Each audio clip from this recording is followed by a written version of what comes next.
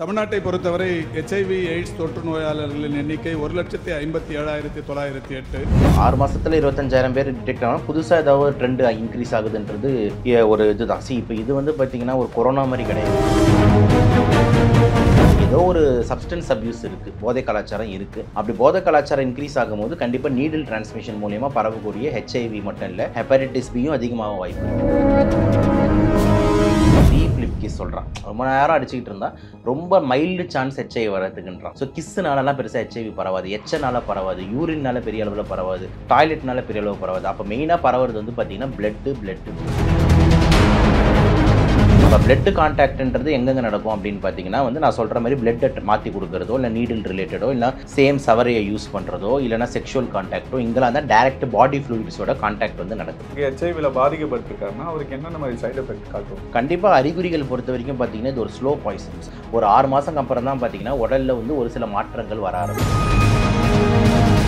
பார்த்தீங்கன்னா இந்த sexual history ரொம்ப இம்பார்ட்டன்ட். நீங்கள் ஏதாவது லாஸ்ட் செக்ஷுவல் இன்டர்கோர்ஸ் எப்போ பண்ணியிருக்கீங்க, யார் கூட பண்ணியிருக்கீங்க, காசு கொடுத்து போனீங்களா இல்லையா, ஒன்றுத்துக்கும் வேலிட் ரீசன் இருக்குது. காசு கொடுத்து போகணும் போது எவ்வளோ காசு கொடுத்தீங்க, இதுவும் ஒரு கொஸ்டின். நீங்கள் வந்து 50 ரூபா கொடுத்து போகிறவங்களாம் இருக்காங்க, புரியுதுங்களா? 50 ரூபா 100 ரூபா. அப்போ 50 ரூபா 100 ரூபானா அங்கே குவாலிட்டி ஆஃப் செக்ஸ் எப்படி இருக்குன்னு யோசிச்சுக்கோங்க. இந்த டேட்டோ போடுறதுனால கூட பரவுதுன்னு சொல்கிறாங்க சார், அது 100க்கு 100 உண்மை. அங்கேயும் வந்து வில்லன் யார்? நீடில் தான். இப்போ ஒருத்தருக்கு குத்துற அந்த நீடில் தான் டக்குன்னு எல்லாருக்கும் குத்துது. இப்போ யோசிச்சு பாருங்க, லைனாக ஒரு 10-15 பேர் அவனுக்கு நிற்கிறாங்க. அதில் வேணா அது ஒருத்தனுக்கு ப்ராப்ளம் இருந்தால் கூட அடுத்தடுத்து போகுமா போவாங்க. நம்ம தமிழ்நாட்டில் பார்த்தீங்கன்னா கடந்த 6 மாதத்தில் 25,000 பேருக்கு HIV பாசிட்டிவாக இருக்குன்னு சொல்லிட்டு நம்ம ஹெல்த் மினிஸ்டர் மா சுப்பிரமணியம் அவர்கள் சொல்லியிருக்காரு.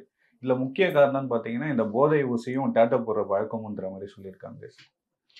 இப்போ வந்து HIVன்றது வந்து ஒரு கொடூரமான ஒரு பால்வினை நோய். ஆக்சுவலாக ஜென்ரலாக நம்ம வந்து அந்த பால்வினை நோய் கீழே கொண்டு வருவோம், செக்ஷுவலி டிரான்ஸ்மிட்டட் டிசீசஸ் கீழே கொண்டு வருவோம். பட் ஆனால் HIV பொறுத்த வரைக்கும் அது மட்டும் ரூட்டு கிடையாது, ஓகேங்களா? ரூட் ஆஃப் பரவுறது வந்து 80-90 விழுக்காடு வந்து பார்த்திங்கன்னா செக்ஷுவல் இன்டர்கோர்ஸ் தான். ஆனால் அதையும் தாண்டி வந்து ஒரு 10 விழுக்காடு வேறு ஒரு சில காரணங்கள் வந்துட்டு அமையுது. நல்ல ஒரு உதாரணம் எடுத்துக்கிட்டிங்கன்னா வந்துட்டு அருவின்னு ஒரு அருமையான ஒரு படம் பார்த்துருப்போம் எல்லாருமே. அந்த படத்தில் வந்துட்டு எப்படி ஒரு HIV பேஷனோட லைஃப் இருக்குன்ட்டு சூப்பராக காமிச்சிருப்பாங்க.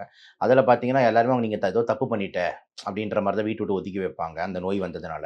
பட் ஆனால் வந்து ஆக்சுவலாக பார்த்தீங்கன்னா அவங்க ஏதோ வந்து ஒரு இளநீரில் வந்து ஒருத்தரோட ரத்தம் வந்து இவங்க டக்குன்னு இவங்க குடிச்சு இவங்க வாயில் புண்ணு இருந்ததுனால பரவுன மாதிரி காமிச்சிருப்பான். ஸோ அந்த மாதிரி வந்துட்டு த்ரூ பிளட் டிரான்ஸ்ஃபியூஷன் வந்துட்டு நிறைய ஈஸியாக நடக்கும். ஸோ அதனால தான் வந்துட்டு இந்த ரத்தங்கள் வந்து பார்த்திங்கன்னா வந்து மாற்றி கொடுக்குறாங்கல்ல.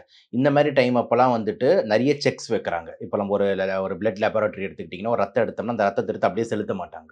அந்த ரத்தத்துக்கு HIV ஸ்க்ரீனிங் எல்லாம் பண்ணி தான் செலுத்துவாங்க, ஓகேங்களா? ஸோ இந்த மாதிரி செக்ஸ். ஆனால் இப்போ இந்த மாதிரி செக்ஸ் எங்கே வைக்க முடியாதுன்னு பார்த்தீங்கன்னா ஒரு சலூன் கடையில் நம்மளால் வைக்க முடியாது. அதே மாதிரி வந்துட்டு இந்த இல்லீகல் ட்ரக் யூசர்ஸ்க்கு வைக்க முடியாது. இப்போ ஒரு சலூன் கடையிலலாம் நம்ம ஒரு 70s 60ஸ்லாம் பார்த்தீங்கன்னா அங்கே கூட HIV டிரான்ஸ்மிஷன்ஸ் அதிகமாக இருந்தது. ஏன்னா வந்துட்டு காமன் பிளேடு யூஸ் பண்ணுவாங்க. இப்போ ஒருத்தருக்கு ஒரு பிளேடு யூஸ் பண்ணி அறுத்துட்டு நம்ம ஷேவிங் பண்ணிவிட்டு அதே பிளேடை வந்து கொண்டு போயிட்டு இன்னொருத்தருக்கு பண்ணுவாங்க.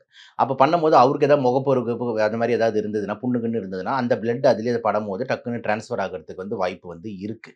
அதனால தான் இப்போ சலூன் கடை கூட பார்த்தீங்கன்னா வந்துட்டு ஒருத்தருக்கு ஒரு பிளேடு அப்படின்ற கான்செப்டில் வந்து எல்லா சலூன் கடையும் வந்து எங்குது பார்க்குறோம். சலூன் எல்லாருமே ஒரு முடிச்சோன்னா நம்ம கண்ணத்திற்கு ஒரு பிளேடை தூக்கி போட்டு புது பிளேடை உடச்சி உள்ளே சொருவாங்க. ஏன்னா இந்த மாதிரி பால்வினை நோய்கள் பிளட் மூலியமாக பரவுதுன்றதுனால கேர்ஃபுல்லாக இருக்கணும்ன்ட்டு.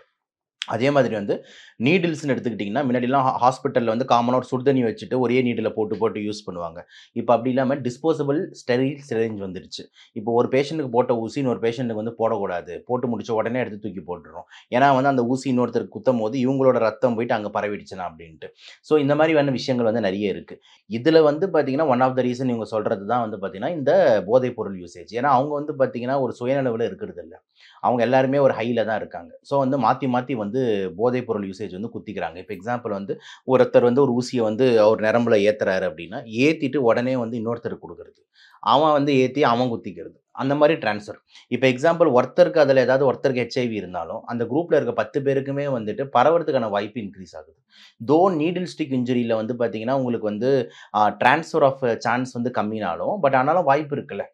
இப்போ செக்ஷுவல் ஆக்டிவிட்டியில் வந்துட்டு ஈஸியாக பரவும் ஒரு 50-60% சான்ஸ் இருக்குன்னா, நீடில் ஸ்டிக் இன்ஜுரியில் ஒரு 2லேருந்து 3 விழுக்காடு தான் சான்ஸ் இருக்குது. ஓகேங்களா? பரவறதுக்கான சான்ஸ் ஒரு 3% தான். ஆனால் அந்த 3% ஒரு பெரிய ரிஸ்க் ஃபேக்டர்ல. அதே மாதிரி இந்த குரூப் ஒரு நாள்லாம் பரவாயில்ல. அந்த அந்த குரூப் சேர்ந்ததுன்னா டெய்லி அந்த குரூப் உட்கார போகுது. அப்போ டெய்லி திருப்பி நீடில்ஸ் மாற்றி மாற்றி யூஸ் பண்ண போகிறாங்கன்னும் போது வாய்ப்பு வந்து இன்க்ரீஸ் ஆகுது. ஸோ அதில் எந்த மாற்று கருத்தும் இல்லை. ஸோ வந்து நீடில் ஸ்டிக்னால வந்து ஹெச்ஐவி பரவுமானா கண்டிப்பாக பரவுது. அது ப்ரூவன் ரிப்போர்ட்டு. பேப்பரு, புக்கு எல்லா மெடிக்கல் புக்ஸ்லயும் இது வந்து பாயிண்ட் குடுத்துருக்கான். அதுல எந்த மாற்று கருத்தும் இல்லை. ஆனா ஹெச்ஐவி பொறுத்தவரைக்கும் பெரும்பாலுமா பரவுறது வந்து பார்த்தீங்கன்னா, பால்வினை நோய் தான். த்ரூ செக்சுவல் டிரான்ஸ்மிஷன் தான்ன்றது தான் உண்மை. சார் இந்த 6 மாசத்துல 25,000 பேருன்றது ஹை ரேட்டிங் இல்லையா சார்? ஆமா. 6 மாசத்துல 25,000 பேர் டிடெக்ட் ஆனா, புதுசா ஏதாவது ஒரு ட்ரெண்ட் இன்கிரீஸ் ஆகுதுன்றது ஒரு இதுதான். இப்ப இது வந்து பார்த்தீங்கன்னா, ஒரு கொரோனா மாரி கிடையாது. இது வந்து ஒரு காத்துல பரவுற நோய், ஒரு பேண்டமிக்கு, ஒரு எபிடெமிக்கு புதுசா வந்திருக்கு. ஒருத்தருக்கு இரும்பி இன்னொருத்தருக்கு பரவுது அப்படின்ற மாரி கிடையாது. இது வந்து டோட்டல் வந்து பார்த்தீங்கன்னா, செக்சுவலாவோ இல்லன்னா ரத்த டிரான்ஸ்ஃபர் மூலியமாவோ பரவக்கூடியது. செக்சுவல் டிரான்ஸ்ஃபர்னால பரவக்கூடியதுன்னா, இப்ப கடந்த 6 மாசத்துல திடீர்னு வந்துட்டு என்ன செக்சுவல் ஆக்டிவிட்டி திடீர்னு அதிகமாயிடுச்சா? இந்த இதுனால. அப்படின்றத நம்ம அந்த அளவுக்கு எடுத்துக்க முடியாது. புரியுதா நான் சொல்றது? ஏன்னா, இந்த செக்சுவல் ஆக்டிவிட்டின்றது காலங்காலமா எப்பவுமே நடந்துகிட்டு இருக்க ஒரு விஷயம் தான். இல்லன்னா புதுசா ஏதாவது ஒரு சென்டர் கின்டர் ஆரம்பிச்சிருக்காங்களா? செக்சுவல் ஆக்டிவிட்டி இன்கிரீஸ் அப்படின்ற மாரி வந்துட்டு தெரியல கரெக்ட்டா. ஹெச்ஐவி பரவறதுக்காக.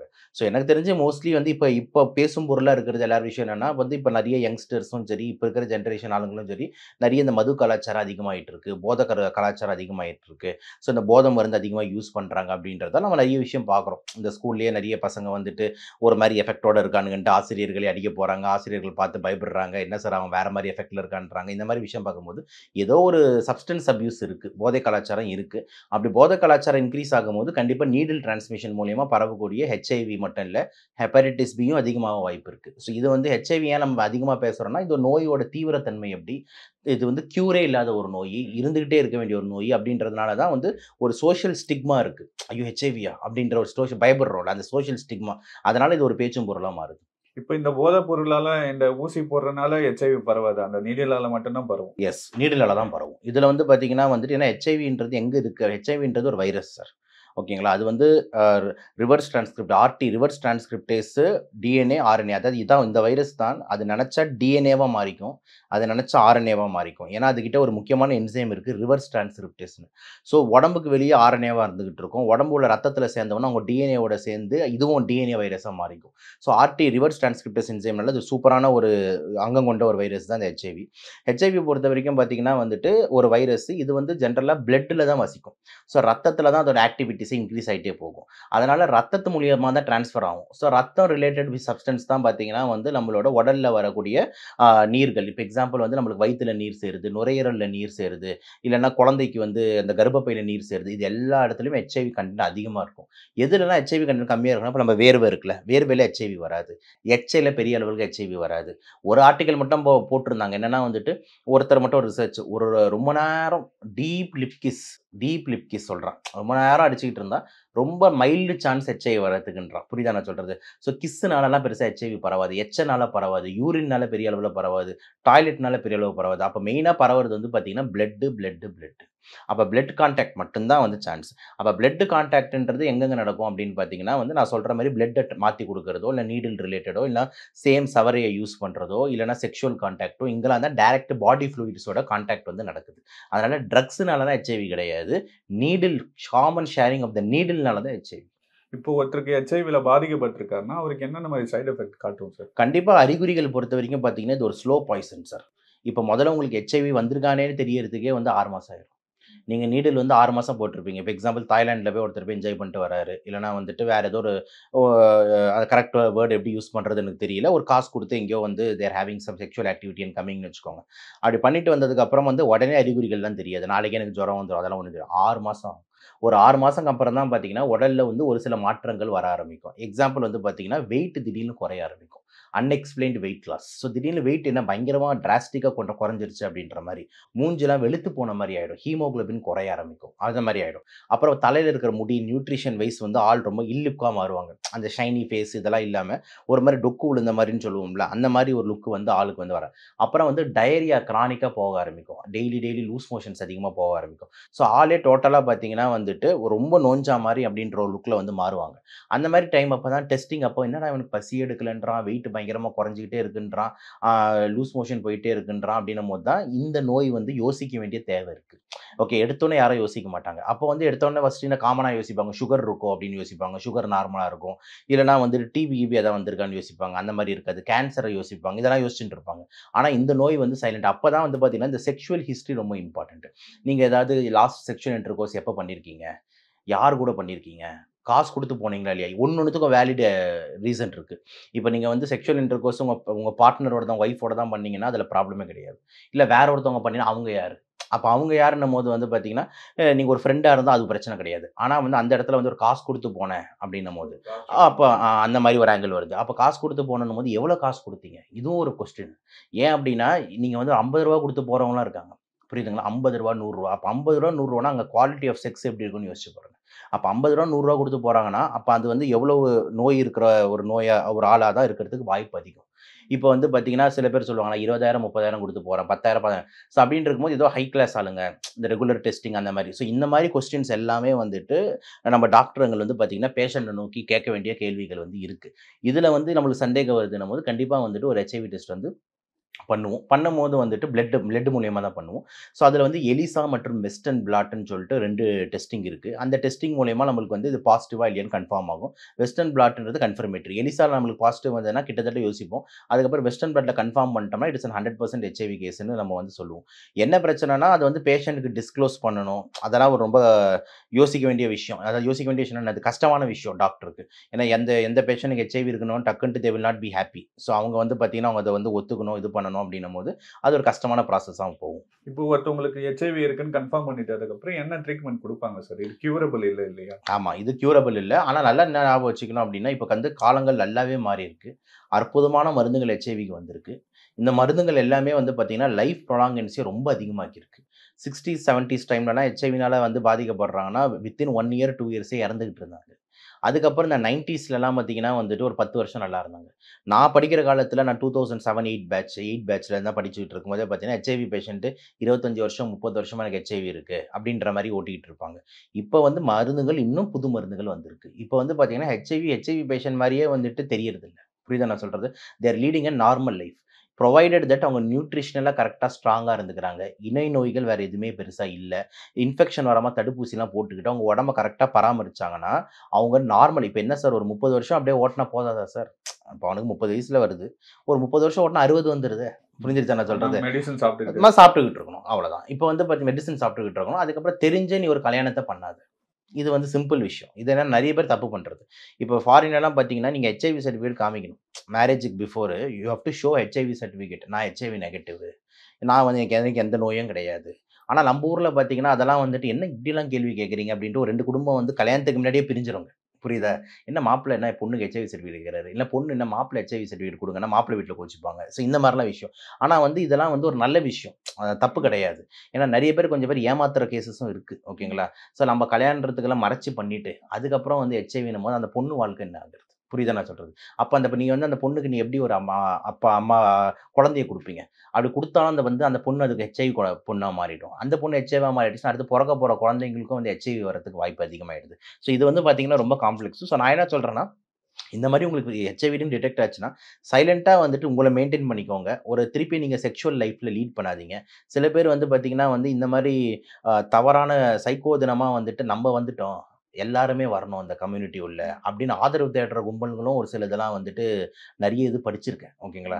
ஸோ அவங்க என்ன பண்ணுறாங்க அப்படின்னா வந்துட்டு வேணுன்ட்டே வந்துட்டு செக்ஸுக்கு நான் ரெடி வா அப்படின்னு சொல்லிட்டு பண்ணுறது. பண்ணி முடிச்சதுக்கப்புறம் வந்துட்டு ரூம்லேயோ இல்லை அவங்க போர்ட்லேயோ போகும்போது welcome to the world of ஹெச்ஐவின்னு எழுதிட்டு போகிறது. ஓகேங்களா? அப்போ வந்து இந்த மாதிரி வந்து பரப்ப பார்க்குறாங்க. ஓகேங்களா? எல்லாருக்கும் பரவட்டும், நம்ம மட்டும் தான் அவதிப்படணுமா? ஸோ இந்த மாதிரி ஏன்னா இது காரணம் டிப்ரெஷன். இதுக்கு இன்னொரு காரணம் வந்து பார்த்தீங்கன்னா சமுதாயம் அவங்கள நோக்கி ஒதுக்குறது ஒரு காரணம். ஸோ மற்ற சமுதாயம் பார்த்து நீ ஹெச்ஐவி பார்த்து, ஐயோ அவன் எய்ட்ஸ் பார்த்து அப்படின்ற மாதிரி வார்த்தை யூஸ் பண்ணும்போது அவங்க ரொம்ப நோவடைகிறாங்க, டிப்ரெஷனுக்கு போகிறாங்க. அந்த மன வலியில் சில பேர் சூசைடும் பண்ணிக்கிறாங்க. சில பேர் வந்து பார்த்தீங்கன்னா, இந்த மாரி ராட்சசனா மாரி எல்லாரும் வந்து வரணும் அப்படின்ற மாரி யோசிக்கிறாங்க. சில பேர் வந்துட்டு விழிப்புணர்வா நம்ம வந்து குடுக்கணும். நம்ம இப்படி ஆயிட்டோன்ட்டு. ஸோ இத வந்து எல்லாருமே வந்து இந்த மாரி பண்றாங்கன்னு சொல்ல முடியாது. ஒருத்தவங்க மனநிலைய பொறுத்து வந்து அந்த எக்ஸிபிஷன் மாறுது. ஸோ மக்கள் நம்ப பப்ளிக் கிட்ட என்ன சொல்லணும்னா, இது வந்து வந்து ஒரு எப்படி எப்படி ஒரு சுகர் இருக்கு. சுகருக்கும் லைஃப் லாங் நீங்க மாத்திரை போட போற. எப்படி ஒரு பிபி இருக்கு. அதுக்கும் நீ லைஃப் லாங் மாத்திரை போட போற. ஒரு ஹார்ட் ப்ராப்ளம் லைஃப் லாங் மாத்திரை போட போற. அந்த மாரி ஹெச்ஐவின்றது ஒரு நோய். அந்த நோய்க்கும் நீ லைஃப் லாங் மாத்திரை போட போற. இப்படின்ற கருத்த தான் மக்கள் கிட்ட கொண்டு போய் செலுத்தணுமா. அதே மாதிரி வந்துட்டு நீங்க வந்து அந்த ஹெச்ஐவி பேஷண்ட்டா இருக்கிறவங்க, அவங்க ஃபேமிலியா இருக்கவங்க ரெஸ்பான்சிபிளா இருந்துகிட்டு, அவங்களுக்கு வந்து ஒரு கல்யாணம் பண்ணி வைக்கிறதோ, இல்லன்னா உடல் உறவு ரிலேட்டடோ இதுக்கெல்லாம் மட்டும் ஒரு கேர்ஃபுல்னெஸ்ஸ கொண்டு வரணும். இப்படி பண்ணா தான் வந்து சோஷியலுக்கும் சரி, நம்மளோட சொசைட்டிக்கும் சரி ஒரு டீசென்ட்டான அப்ரோச்சா இருக்கும். அவங்கள வந்து ஏதோ ஒதுக்கு மாரி நீங்க ஒதுக்குனீங்க அப்படின்னா, நம்மளுக்கு பிரச்சனைங்க தான் அதிகமாகும். இப்படிதான் முன்னாடி வந்து பார்த்தீங்கன்னா, நம்ம வந்து வேற்று பாலினம் இந்த இரட்டை பாலினம் இருக்காங்கல்ல, டிரான்ஸ்ஜெண்டர்ஸ் இவங்களெல்லாம் வந்துட்டு ஒரு டிஃபரெண்ட்டா நம்ம ஒதுக்கி ஒரு மாரி பேசம்போது, அது வந்து அவங்களுக்குள்ள வந்து ஒரு தனி கம்யூனிட்டி ஆவுது, குரூப் ஆவுது. நெறைய ப்ராப்ளம்ஸ் வருது. அதனால வந்து யாரையுமே ஒதுக்கக்கூடாது. எல்லாருமே வந்து இன்க்ளூசிவ் பண்ணி பார்க்கணும் அப்படின்றது தான் ஒரு மருத்துவரா வந்து நம்ம ஆங்கிள்ல இருக்கு. அதே மாரி இந்த டாட்டூ போடுறதுனால கூட பரவுதுன்னு சொல்றாங்களே சார். அது எப்படி? 100க்கு 100 உண்மை. அங்கேயும் வந்து வில்லன் யாரு? நீடில் தான். நல்ல உதாரணம் நான் பார்த்த உதாரணம் வந்து பார்த்தீங்கன்னா வந்துட்டு கோவா. கோவால வந்துட்டு நாம ஒரு டூருக்கு போயிருந்தேன். நான் கிட்டத்தட்ட இது நடந்து வந்து ஒரு 6, 7 வருஷம் இருக்கும். ஓகேங்களா? நான் எம்பிபிஎஸ் முடிச்ச டைம்ல சொல்றேன். ஸோ அந்த டைம்ல வந்துட்டு போயிட்டு இருக்கும்போது பார்த்தீங்கன்னா, ஒரு டாட்டூ சென்டர்ல போய் கண்ணெதிர்க்க பார்த்துக்கிட்டு இருக்கேன். ஒரு ரூ. 50 தான் டாட்டூ. ம். ₹50 பெர்மனன்ட் டாட்டூ போடுறோம்ன்னு சொல்லிட்டு. அங்க நெறைய சந்துங்க இருக்கும். கோவா உங்களுக்கு தெரியும். ஆமா. அங்கங்க நெறைய எங்க பார்த்தாலும் டாட்டூ. அப்போ வந்து ஒரு கடையில பார்த்தா அவ்ளோ கூட்டம். நம்ம ஃப்ரெண்டுங்கலாம் போட்டுக்கலாம் அப்படின்னு சொல்லிட்டு இருந்து பார்த்தா ₹50. அவன் போடுறான். டக்கு டக்கு டக்கு டக்குன்னு போடுறாங்க. ஒரு காமன் கைய வைக்க சொல்றான். டக்கு டக்கு டக்குன்னு போடுறான். முடிச்சோனே அடுத்த ஆள் போய் உட்கார்றான். ம். அப்படியே அந்த நீடில் மாத்துறதுன்ற கான்செப்ட்டே கிடையாது. ம். இப்போ ஒருத்தருக்கு குத்துற அந்த நீடில் தான் டக்கு டக்கு டக்கு டக்குன்னு எல்லாருக்கும் குத்துது. ஓகேங்களா? அப்ப யோசிச்சு பாருங்க. லைனா ஒரு 10, 15 பேர் அவனுங்க நிக்கிறானுங்க. அதுல எவனாவது ஒருத்தனுக்கு ப்ராப்ளம் இருந்தா கூட அடுத்தடுத்து போகுமா? போவாதா? ஸோ அதனால இந்த டாட்டூ போடுற இடத்துலலாம் ரொம்ப கேர்ஃபுல்லா இருங்க. ஆத்தரைஸ்ட் இடத்துல போடுங்க. நம்ம கண் எதிர்க்க புது புது நீடில் எடுத்து மாட்றாங்களா? புது டை எடுத்து வைக்கிறாங்களா? இது எல்லாமே நம்ம பார்க்க வேண்டிய தேவை வந்து இருக்கு. இது வந்து அதே மாதிரி வந்து நான் பார்த்த இன்னொரு பேஷண்ட் எம்பிபிஎஸ் படிக்கும்போது பார்த்த பேஷண்ட் வந்து பார்த்தீங்கன்னா, இந்த இடத்துல வந்து ஏதோ ஒரு டாட்டூ போட்டிருந்தாரு. அவர் ஹெச்ஐவி பாசிட்டிவ். அவர்கிட்ட வந்து கேட்குறோம். நீங்க வந்து செக்சுவலி டிரான்ஸ்மிட்டட் ஹிஸ்டரி இதெல்லாம் இருந்ததுன்னா, "ஒண்ணுமே இல்லப்பா. இத போட்டேன். இதுலேருந்து வந்தது தான்." அப்படின்ட்டு அவர் சொன்ன ஸ்டேட்மெண்ட் இருக்கு. ஓகேங்களா? ம். ஸோ டாட்டூ மூலியமா பரவுதுன்றதுல எந்த மாற்று கருத்தும் இல்ல. ஏன்னா ஒரே reason common sharing of needle. ஒரே ஊசியை எல்லாரும் பயன்படுத்துவதுன்றது ஒரு முக்கியமான காரணமா அமையுதுன்றதுல மாற்று கருத்து. ஸோ இது மூலியமா பரவுமானா பரவும். அதனால தான் இந்த டாட்டூ கல்ச்சர்ல இருக்கிறவங்க வந்துட்டு நல்லா ஹைஃபையா போடுங்க. ம். இப்போ ஒரு சினி ஆக்ட்ரஸ்லாம் எங்க போய் போடுறாங்க. அவங்கலாம் அந்த அளவுக்கு நம்ம போட முடியல. அதுக்கு நான் லோக்கல்ல போடுறேன்னா, அப்ப நீ யோசிச்சுக்கோ. புரியுதா நான் சொல்றது? லோக்கல்ல ம். போடுறன்னும்போது ஏன்னா அவங்க வந்து அந்த ஒரு நீடிலோட காஸ்ட்லி நீடிலோட விலை இவ்வளோ ரூ. 1000 இருக்குன்னா, ஒரு டைம் மாத்தி உனக்கு ரூ. 50 ரூ. 100 அவன் எப்படி போட முடியும்? ம். அப்ப அவன் என்ன பண்ணுவான்னா, காமனா யூஸ் பண்ணுவான். அவங்களுக்கு அந்த அளவுக்கு வந்துட்டு இதனால நோய் பரவும், இதனால ஹெச்ஐவி பரவும், இதனால ஹெப்படைட்டிஸ் பி பரவும்ன்ற அந்த அளவுக்கு ஒரு விழிப்புணர்வு இருக்காது. புரியுதா நான் சொல்றது? ம். அப்ப அவங்க அடுத்தடுத்த ஆளுக்கு போட்டுக்கிட்டே இருப்பாங்க. ஆனா வந்து பாதிக்கப்படுறது நம்ம உடம்பு தான். அதனால கேர்ஃபுல்லா இருக்கணும்ன்றது நம்ம பாயிண்ட்டா சரி, இருக்கு. ரொம்ப நன்றி சார். வாய்ப்புக்கு நன்றி சார்.